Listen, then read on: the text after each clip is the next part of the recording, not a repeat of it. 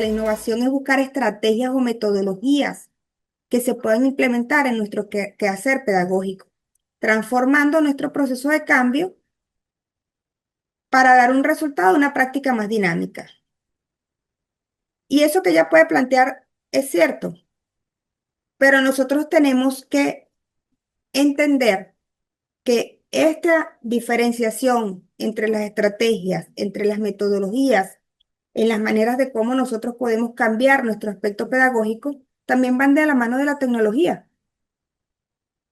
Es decir, dentro de mi espacio, cada una de las teorías que han venido en función del aprendizaje van asociadas a consideraciones sociales y también a consideraciones técnicas. Nosotros tenemos una teoría de aprendizaje donde teníamos el conductismo, la forma en cómo nosotros manejábamos la información, yo profesor que me lo hace todo, el estudiante que no sabe nada, que yo le lanzo todo el conocimiento encima de él porque él necesita ser un repositorio de conocimiento. Eso murió en esa concepción, digamos, tan estricta, cuando nosotros empezamos a entender que si una persona conversa con otra, entonces la interacción nos lleva a poder manejar dentro de estas otras teorías que el ambiente influye dentro de lo que nosotros conocemos y la manera como conocemos, que las teorías de colaboración nos hablan de que si nosotros nos sentamos, nosotros 30, digamos conmigo 31, nosotros nos ubicamos, ¿no? A tratar de generar constructos, conceptos y aplicaciones. Nosotros podemos crear mejores cosas que hacerlos de manera individual,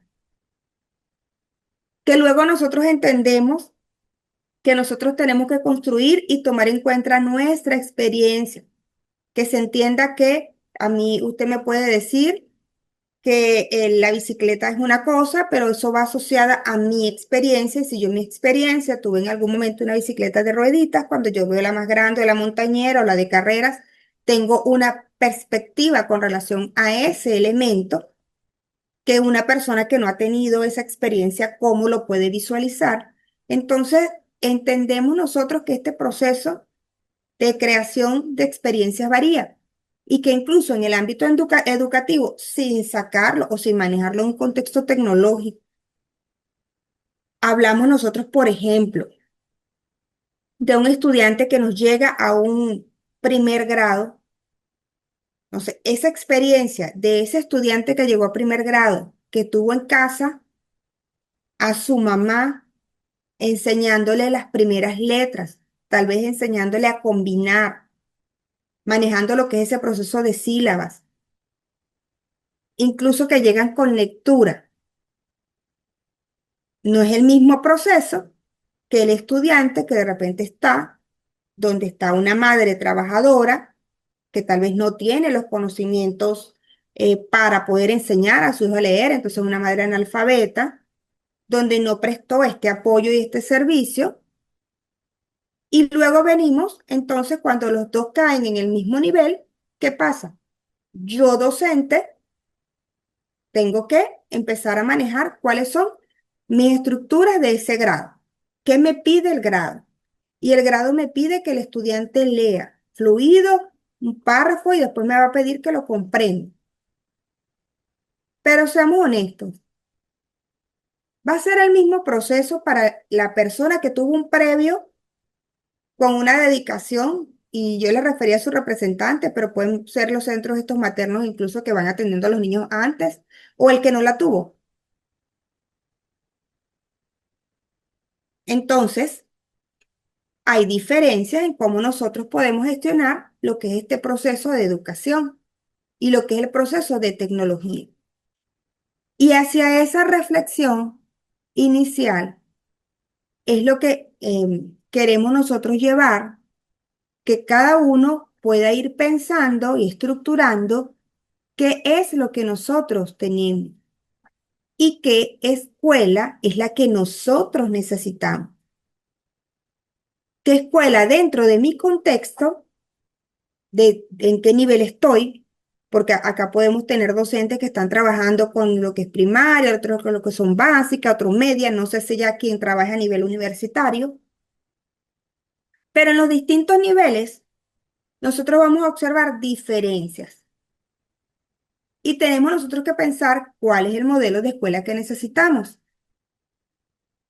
Asimismo, mirar dentro de cada una de las realidades y contextos, porque también estamos, digamos, en cuenta que podemos tener un docente que lleve o desarrolle sus actividades académicas en una ciudad con distintos accesos y niveles, con disposición de unos recursos que tal vez quien esté en otro espacio no lo está. Pero señores, eso no nos deja a nosotros por fuera de poder generar elementos de innovación. Y en ese caso, lo que señala la profesora Yerlis con relación a estrategias y metodologías calza perfecto. ¿Por qué? Porque dentro de cada uno de nuestros ambientes, nosotros podemos visualizar con qué contamos, qué tenemos, qué podemos diferenciar.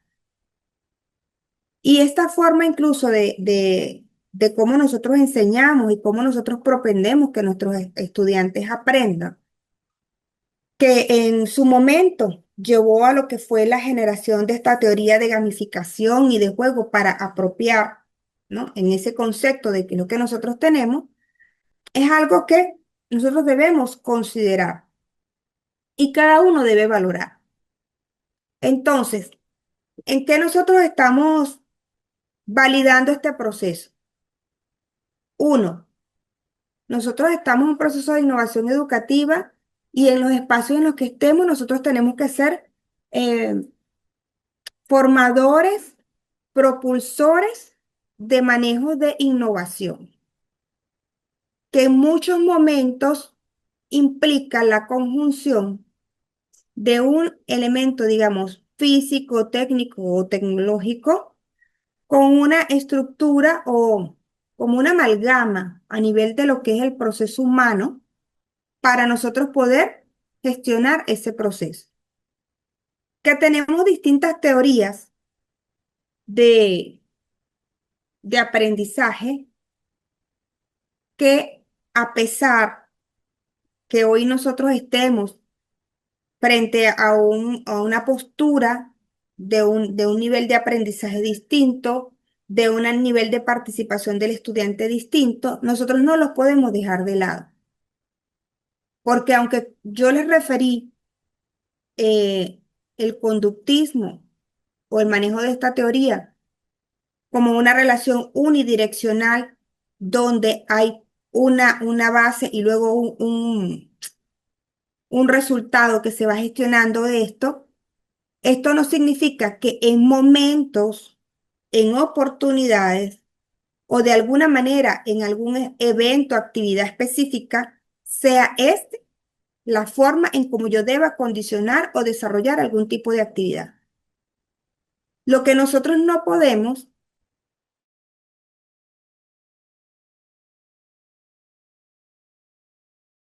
ser tan volátil, tan moldeable, nosotros no entendamos que existen otros elementos y que nosotros tenemos que hacernos valer de cada una de esas opciones.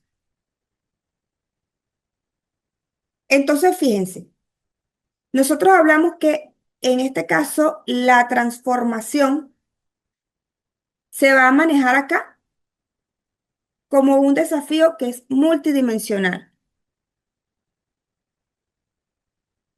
¿Tenemos dentro de los educadores, tenemos algún psicólogo, psicopedagogo dentro de los participantes en la clase?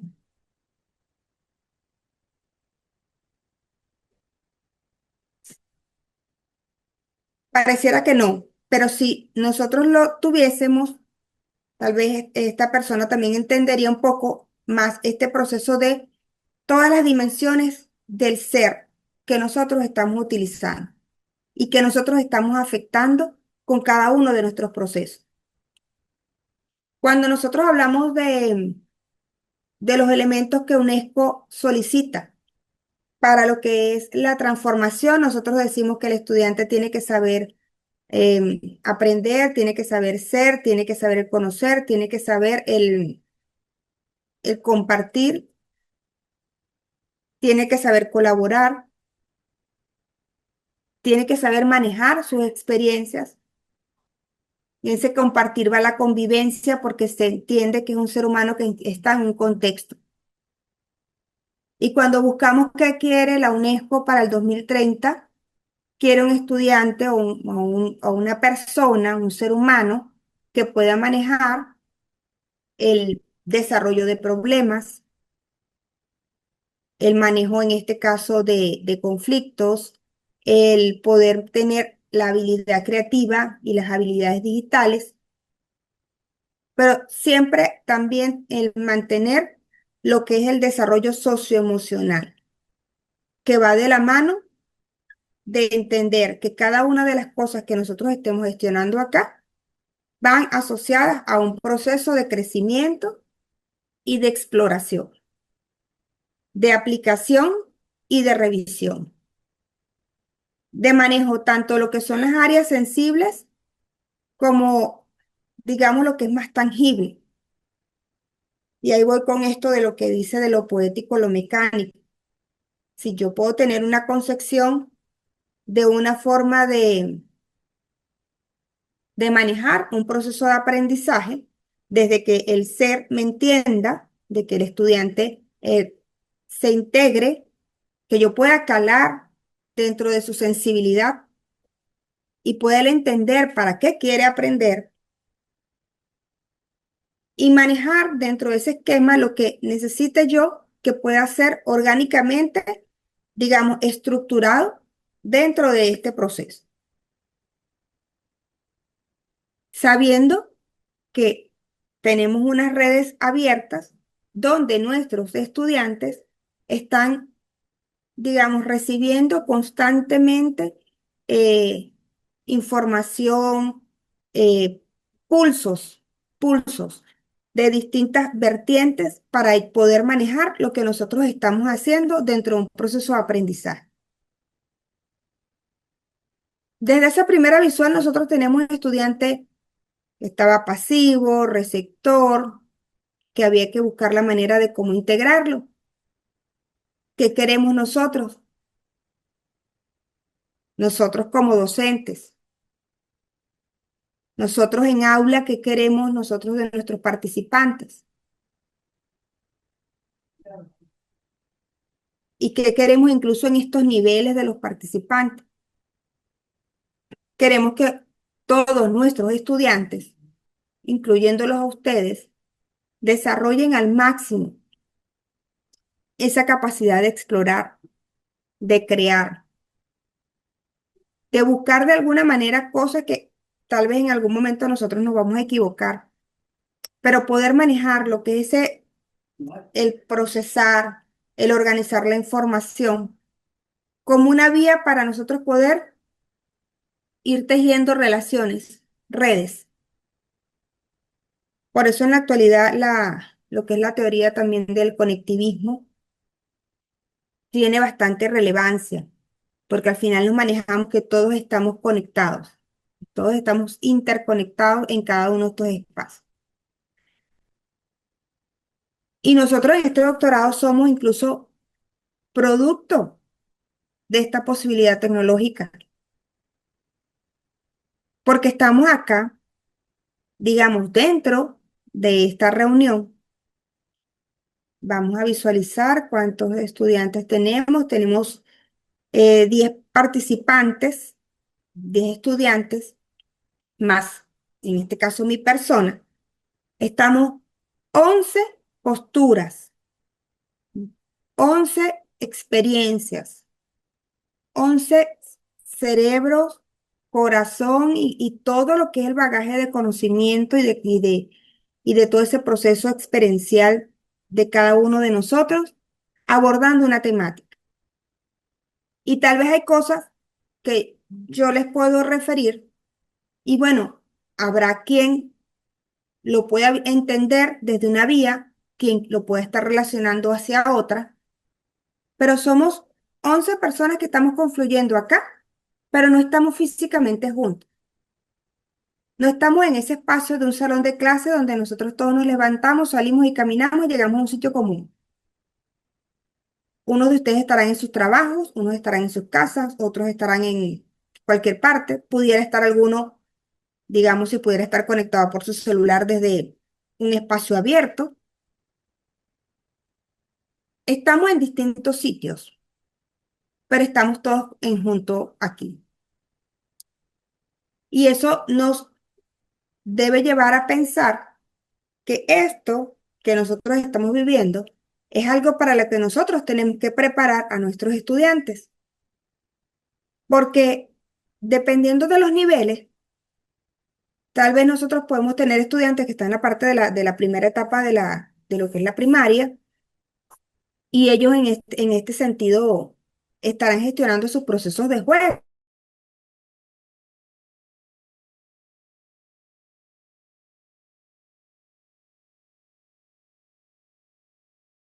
Tenemos en esa edad en la que los muchachos de batallas, de guerras y todas estas cosas, gestionando estos procesos que nosotros estamos utilizando para estudiar.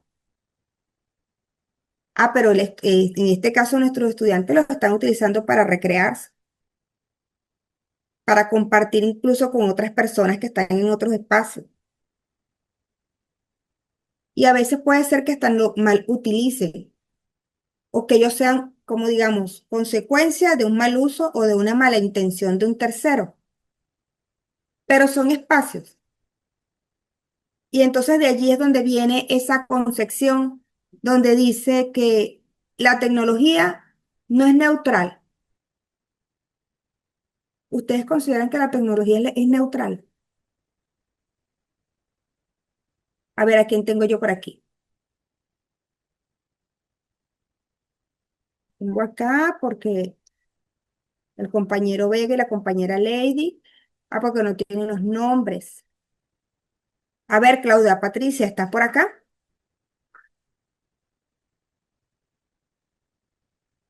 O si lo hacemos así acá.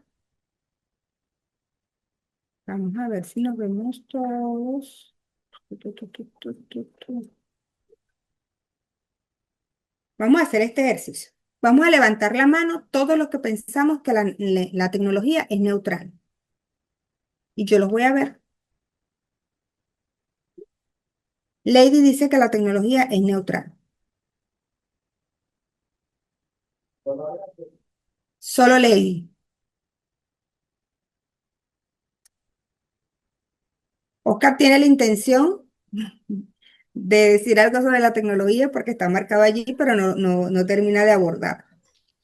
La pregunta, profe, No, disculpe. profe, yo no creo que la tecnología sea neutral realmente. Siento que la tecnología juega un papel cuya influencia es altamente importante. ¿Ok? Oscar no considera que la tecnología sea neutral.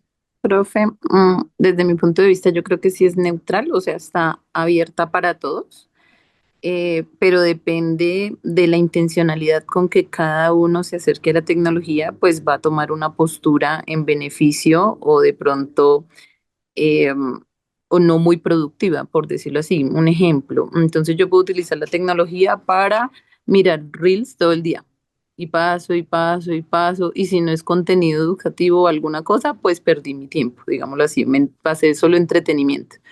Pero si yo aprovecho ese mismo tiempo usando la tecnología, qué sé yo, una IA de generación que me ayude a hacer mapas conceptuales de un libro, un resumen o algo, bueno, puedo, digamos que sacar provecho de esa tecnología para que pues pueda abordar un poco más de conocimiento, ¿sí? Entonces yo digo que es neutral en el hecho de que está disponible para todos, pero pues cada uno ya le pone su toque particular, si lo quiere como beneficio, si lo quiere solo como entretenimiento, si lo quiere como, bueno, no sé, diferentes cosas, pienso yo. A ver, Oscar, ¿no es neutral para usted? ¿Por qué?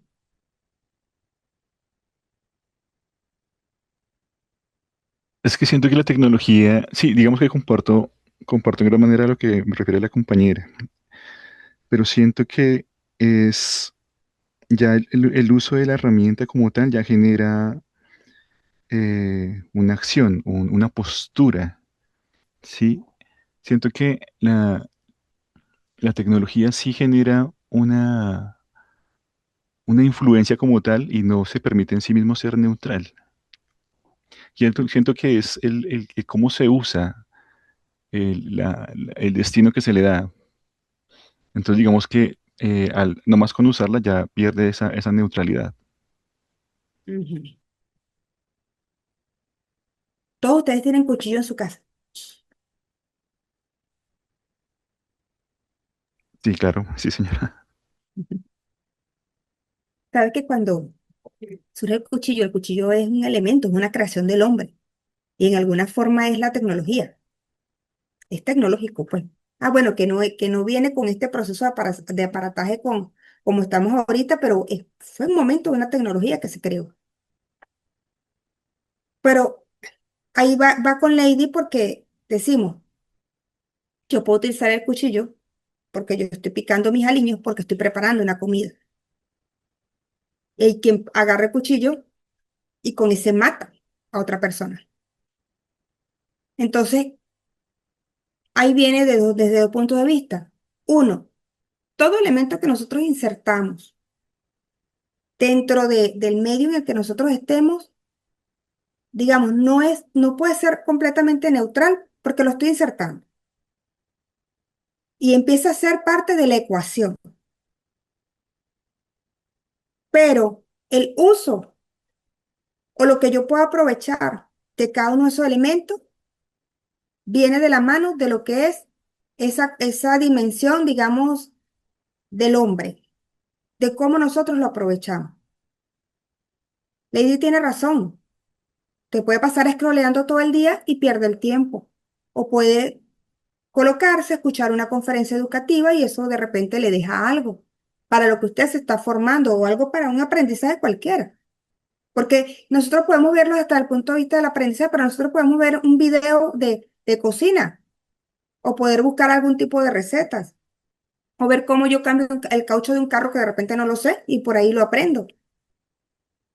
Pero el punto de allí es que no es completamente neutral porque todo elemento que yo inserto afecta, porque se vuelve parte de la ecuación. Pero nosotros no le podemos dar la responsabilidad al objeto de lo que el sujeto haga con él.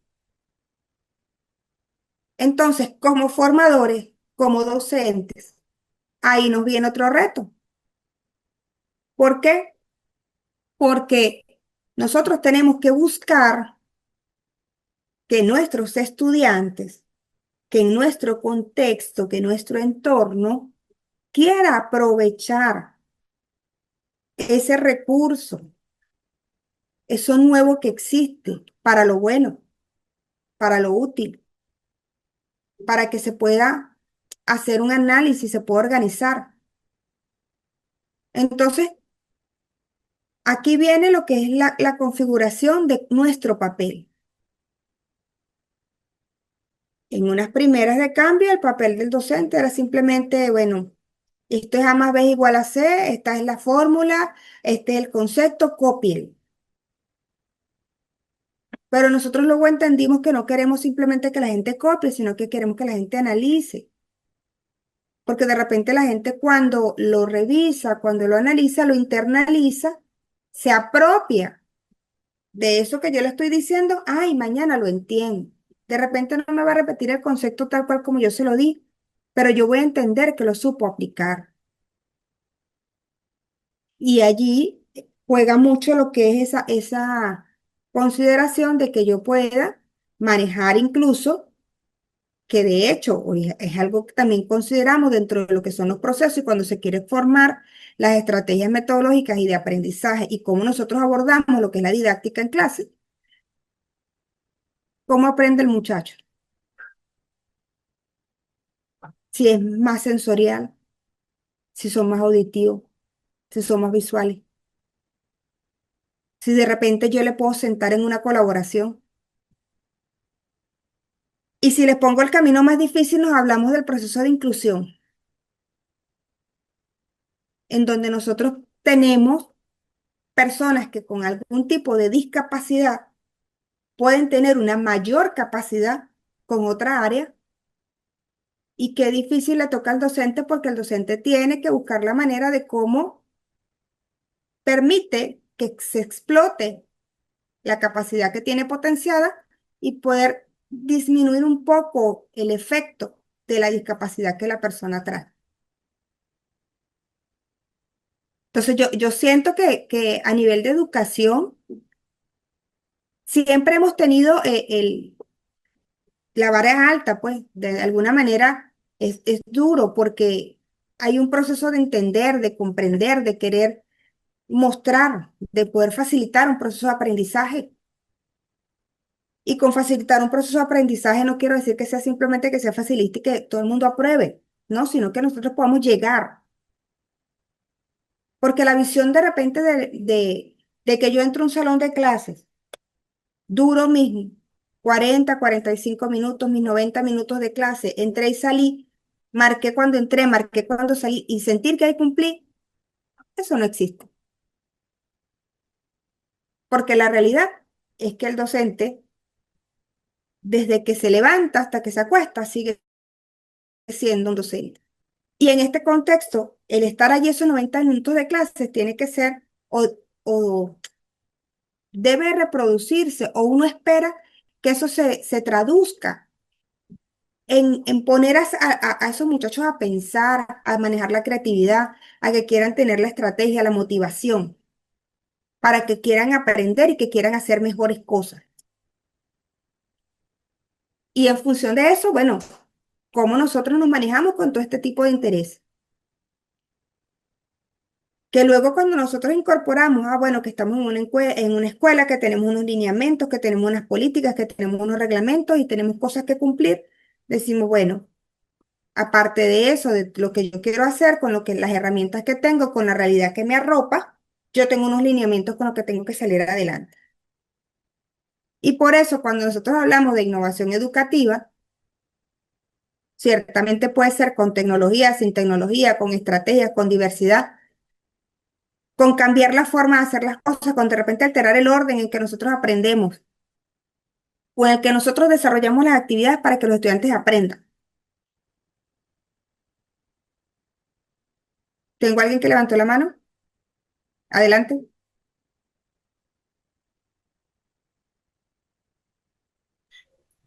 Sí, buenos días. Buenos días.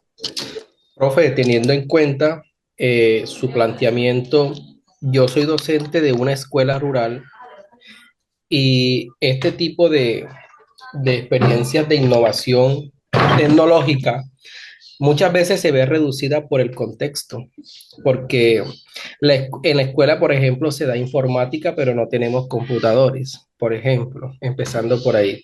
No tenemos una sala de tecnología, una sala de audiovisuales. Entonces, solamente el docente cuenta con recursos como la pizarra, como el tablero, sus marcadores. No tenemos una biblioteca actualizada. Entonces, ¿cómo podemos abordar este tema de innovación tecnológica en este tipo de contextos? Es que fíjese una cosa, nosotros estamos entendiendo que todos tenemos distintos contextos y lo que hablamos acá dentro de este proceso de innovación educativa es que la innovación educativa puede estar ligada, y de hecho en muchas oportunidades está ligada a un cambio tecnológico, pero no siempre, porque puede hablarse de un cambio a nivel de metodología, de estructura o de metódica, de cómo yo estoy gestionando el aprendizaje. Yo entiendo que dentro de los contextos, y por eso siempre, desde que comencé, se lo he dicho que cada uno tiene sus realidades, nosotros tenemos diversidad de cosas que nosotros podemos gestionar. Pero un proceso de innovación educativa, de repente en una escuela donde yo no tengo el acceso al internet, donde no tengo los recursos en un laboratorio, pudiéramos visualizar qué podemos hacer. Podemos conseguir de repente o tener a disposición en medio de toda la escuela solamente un computador o se puede conseguir algún tipo de recurso, digamos que simplemente nosotros utilizamos la pizarra, me imagino que lo utilizarán para describir o para detallar todo lo que son los procesos de dibujar, digamos, lo que sería cómo es una computadora, cómo se visualiza. cómo sería este proceso de conexión.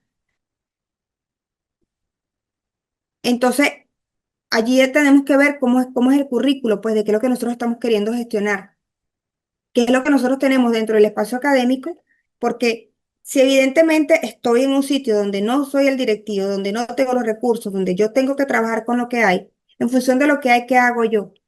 Yo me puedo estructurar una forma de cómo diseñar algo y de repente tal vez no decir que voy a utilizar una computadora porque no tengo para hacerlo, pero de repente puedo gestionar hacer como unas maquetas asociadas a eso. O manejar dentro de este contexto cómo manejo yo lo que es la parte de la información. La parte de computación y de manejo de experiencia con esta área va dentro de lo que es la parte del uso, va dentro de lo que es la parte de la lógica algorítmica, pero habría que ver distintas las vertientes. Yo agradezco la participación del profe porque nos deja claro lo que les estoy diciendo desde el principio, que nosotros no todos tenemos una misma realidad y que en función de no tener esa misma realidad, nosotros no podemos pensar que es que lo que aplique el profe Oscar lo va a aplicar la profesora Lady o lo va a aplicar la profesora Claudia. No es así, porque cada uno tiene que buscar dentro de su realidad qué tiene, con qué cuenta y qué logramos. Nosotros tenemos un paraguas y ese paraguas a nivel, digamos, nacional en cada uno de nuestros países va asociado a lo que son las normativas, las leyes y todas esas políticas, digamos, educativas que se forman desde arriba y que también con mucho sentimiento nosotros podemos ver que hay espacios donde, por muy bonita que esté escrita la ley, nosotros no logramos verla traducida en obras con nuestros estudiantes en algunos niveles en los que estamos o en algunos sectores en los que estamos. Y tal vez ese es el punto en donde nosotros como doctorandos, en función de lo que nosotros estamos trabajando de temática, pudiéramos ver cómo nosotros podemos sortear eso,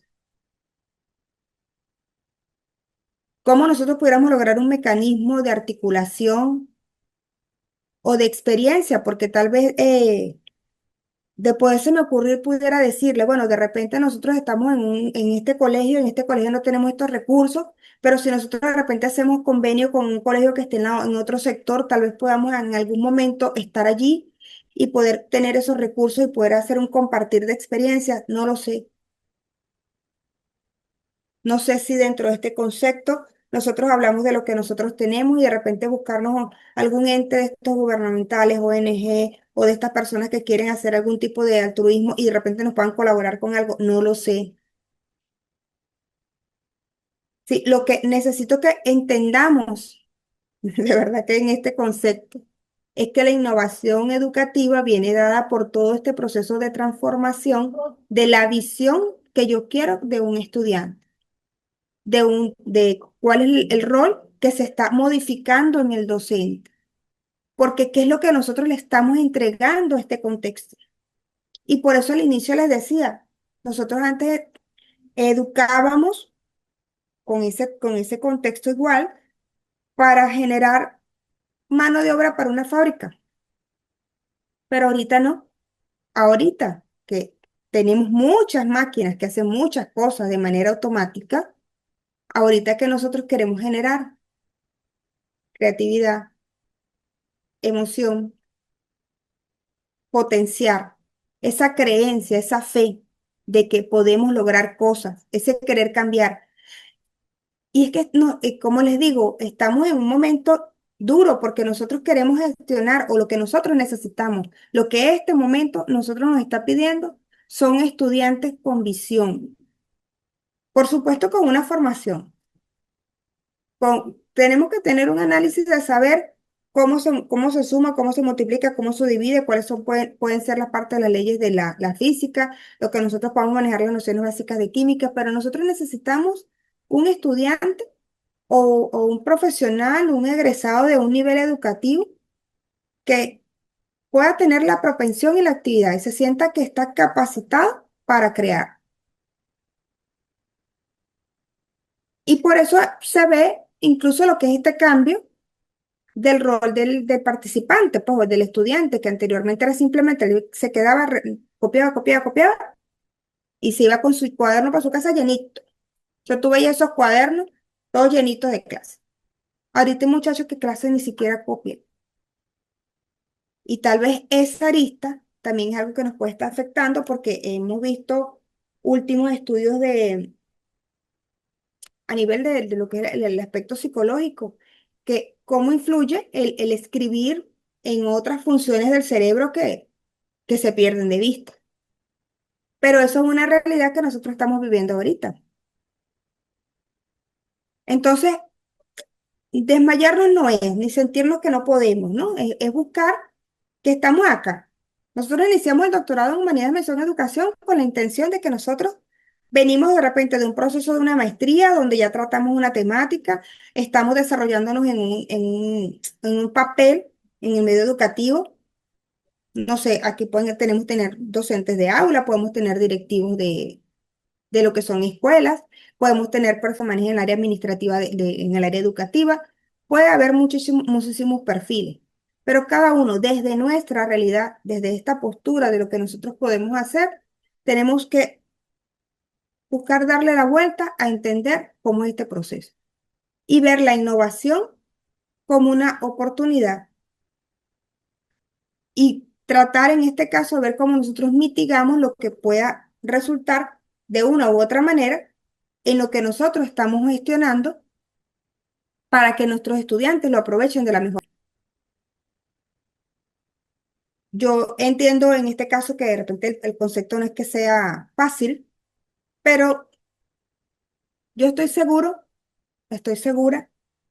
que dentro de este contexto, con todo lo que ustedes van manejando y van aprendiendo en cada uno de sus cursos y digamos sacándole punta a cada una de estas experiencias, vamos a poder generar mejores cosas y cambiar de alguna manera lo que nosotros tenemos. Entonces creo que aquí el punto es tratar de dejar un poco mejor lo que nosotros encontramos con lo que tienen que ver con nuestros estudiantes, en el nivel en el que nosotros estemos.